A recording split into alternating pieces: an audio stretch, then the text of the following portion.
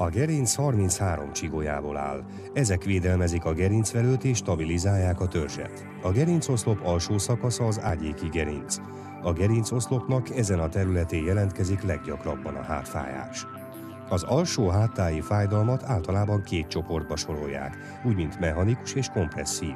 A mechanikus fájdalom a hát túlterhelése és a gerinc mozgásával van kapcsolatban. Ezt a fájdalomtípust a gerincizületek, a porckorongok, az ínyszalagok vagy az izmok sérülése okozza.